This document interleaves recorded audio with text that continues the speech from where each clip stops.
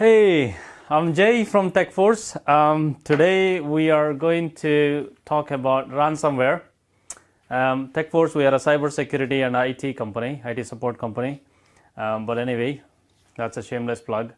So today we are going to talk about ransomware because there are so many organizations like NHS, London City University or London College University, and latest is the Westminster Parliament was hit by ransomware attack, cybersecurity attack. Well, it's all same. So ransomware is the biggest nowadays, which is causing troubles for everybody. So let's talk about ransomware, how you can protect your organization, your business from ransomware. So there are a few things, but first of all, let's talk about what is ransomware.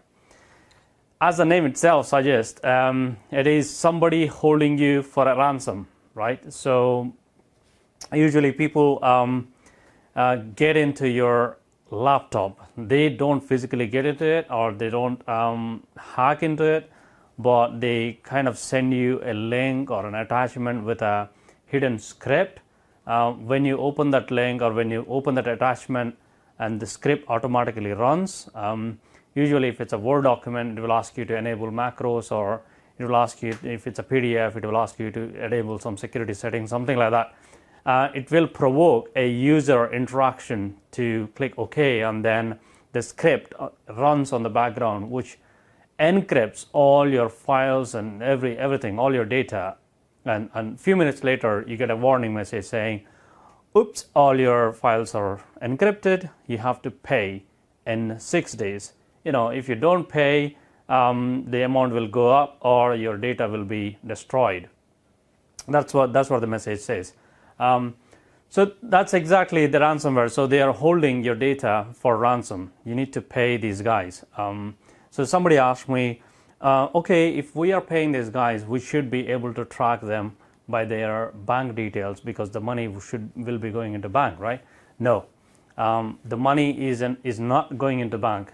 So the bad guys got very, very clever, and now they're asking you to pay by bitcoins, which is an online cryptocurrency. It is not, what do you say? It is not governed by any government, any bank, or anything like that.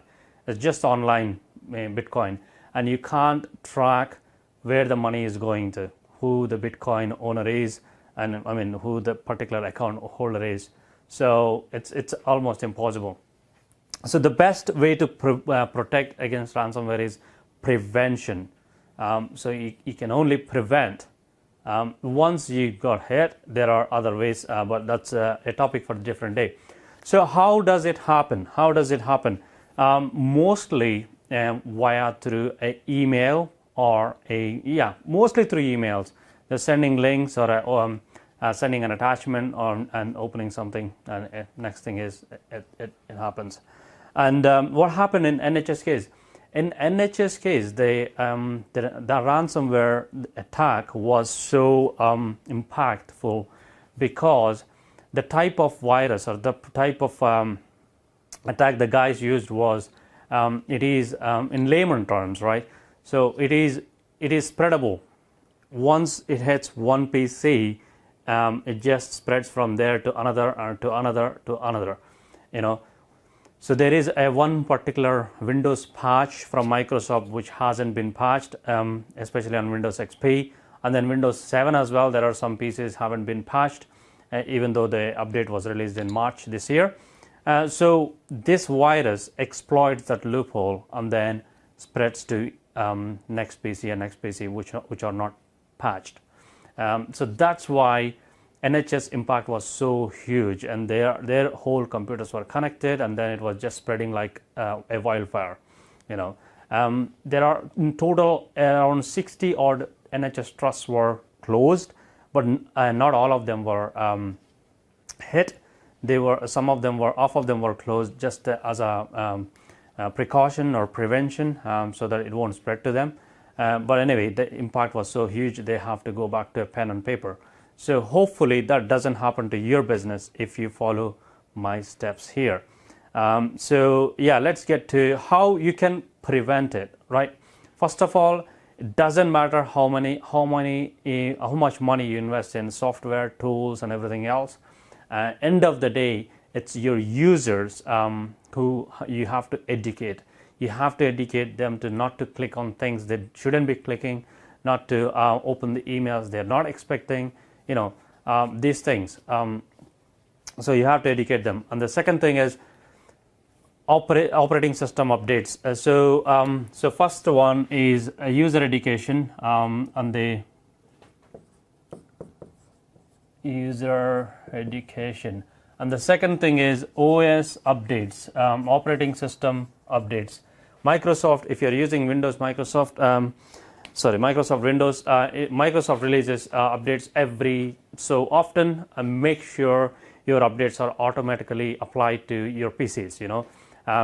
Chase your IT guys, ask them if they are being updated, because it's your IT guy's job to make sure these your PCs and your servers and everything else is up to date. So make sure they are up to date, and also use a ransomware blocker, right? There are some software which are using next generation technology which can actually block any type of ransomware attacks. So your regular AVG or Avast or things like this, they don't have a ransomware module, or they can't really stop attacks. They can only stop known attacks, not unknown ones, and nobody uses the known attacks unless he's a daft hacker or a daft bad guy. Bad guys are usually clever. So use proper tools, right? Right, shameless plug again. If you want some help here, we can help you. Again, reach out to us on techforce.co.uk.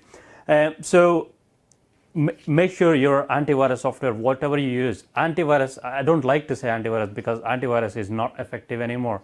It has its place, but you have to be using more endpoint protection, and those days are going as well. You have to use some next generation, or if you are using endpoint protection software, make sure you have a ransomware protection plugin installed on top of it. So make sure it is up to date.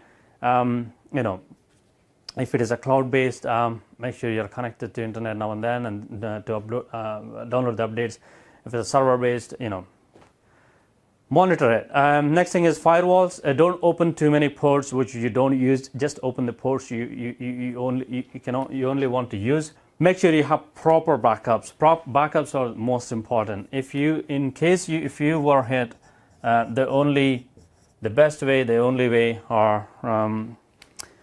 way to get back to business is having proper backups. Just backing up your PC or backing up your server, backing up your data is not a backup. You have to test the backup and make sure it is working. A backup that is not tested is not a backup. Remember that. And the disaster recovery. What's your disaster recovery plan? You come in tomorrow morning, and then you realize you were already hit last night, and all your PCs and your server, your data got encrypted. What do? What's your plan? So have a offsite backups in your disaster recovery plan, your backup strategy. You got to have 3 sets of your data, right? One is operational, you are using it all the time. Another one is a backup on site, and third one is a backup off site. And that's a disaster recovery. You got to have it. There are so many businesses that don't have it. Again, a shameless plug. We are experts in it. If you wanted an off-site disaster recovery plan, we can help you with this. We provide something called on-demand DR, which is very cost-effective and very good. Next thing is email filtering. So like I said, these attacks mostly comes in email. So make sure your emails are scanned before they hit your servers or before they hit the end users. So there are so many services just now, cloud-based, which can scan your emails before they hit your Exchange servers. Things like Mimecast, Panda Cloud Protection, or a ton of them. What is it called? Every Cloud or something like that. So Yeah, have one of them. It will cost you probably 50 pence or two or £1 per user per month, and it's absolutely worth it.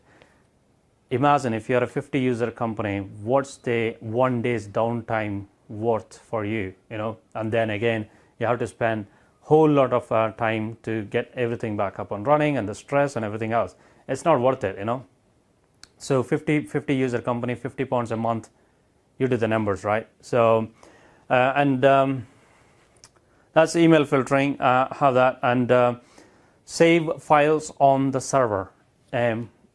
Ask your users, tell your users to save all their work on the server. Your users are not supposed to save their work on their PCs, PCs or laptops. If they do, and make sure end of the day they sync it with the server or they upload it to the server.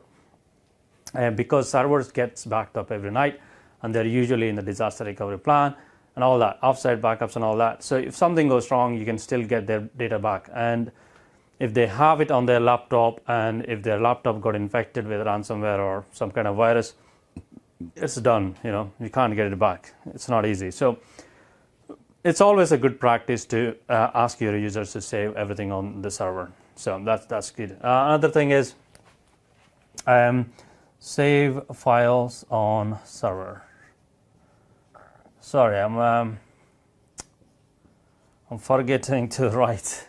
But anyway, ad blocker. So if you use Google Chrome or Firefox, any browser, I think ad blocker now supports most browsers apart from Internet Explorer. If you're using Internet Explorer, run for the hills. Anyway, so use an ad blocker. It will block all random, crappy, shitty ads. Right? That's it, period. Keep reminding your users. Tell them not to open emails they're not expecting. So that's what happened in NHS case. Somebody opened something and then it just spread like wildfire. And the British Airways, it's not their cyber attack. They're saying they're a bunch of liars. They're saying it's a power card. Somebody pulled the power card. It's a power card failure or something like that. A company of such a scale should really have. They usually have their disaster recovery and 1 or 2 standby sites. I don't buy into their power card strategy unless they buy these power cards from eBay or something, So there is something underlying, but they're not coming out. Just like I said, lying bastards. So, yeah, these are the steps. User education, your software updates, OS updates, operating system updates, AV antivirus updates. Like I said, I don't like to call antivirus anymore. Endpoint protection or endpoint detect and response, ransomware plugins, have them. They are really worth. Even the plugins. If you already invested in AV software, you can just buy a ransomware plugin. We can help you with that if you're fancy. That's a shameless plug again. So that won't cost you too much money.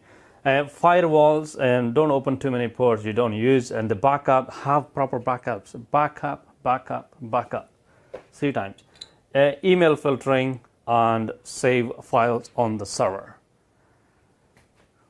Hope I have left you better than I found you. That's me, Jay, from Tech Force Limited, and we are a cybersecurity managed backup service and the IT support company based in Aberdeen. Everything we do is cloud-based, and we can help you wherever you are in the UK.